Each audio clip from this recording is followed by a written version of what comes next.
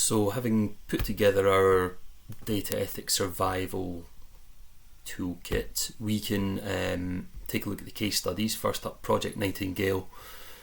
This was a situation recently where Ascension, a US healthcare provider, had given medical records of 50 million customers to Google in some kind of backroom deal where Google had agreed to reciprocate with any software and systems that they developed on the back of having all this data. There was immediate outcry and outrage, and Schneebel and colleagues 2020 kind of unpack this for us. So first of all, there was the breach of confidentiality that existed between the customers and their healthcare provider. Second of all, there was a lack of consent. They didn't consent to sharing their medical records with Google. And thirdly, their privacy was violated because the medical records that were sent were not anonymized, so Google ended up with names, addresses, full medical records, everything.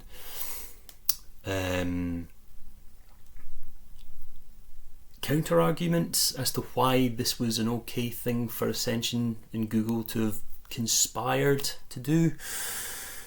Number one was that Google staff are trained in privacy. Number two, do the patients even own their data?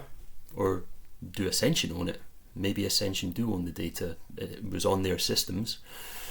And thirdly, there's the appeal to the greater good.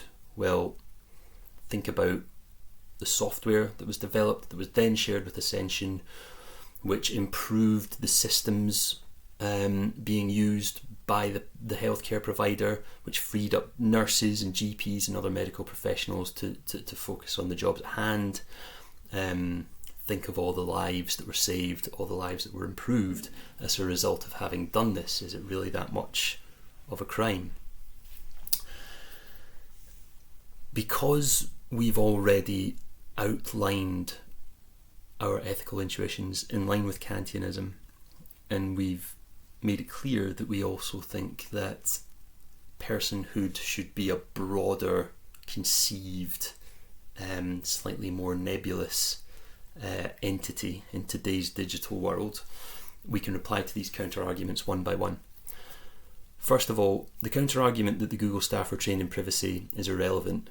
The fact that the Google staff saw the medical records at all is an automatic breach of confidentiality, consent and privacy. Whether or not the data goes any further is beyond the point. The second counter argument, did the patients even own the data? Because we're Kantians, we say yes, they did. We believe that the data was part of their self in an important ontological sense, and that they therefore owned it in the same way that they owned their bodies, and they required consent for it to be used in this way. And finally, the appeal to the greater good is again ruled out by believing in the moral inviolability of the person. No matter what greater good was achieved here, you can't trump the basic human rights of the people who were violated in the process.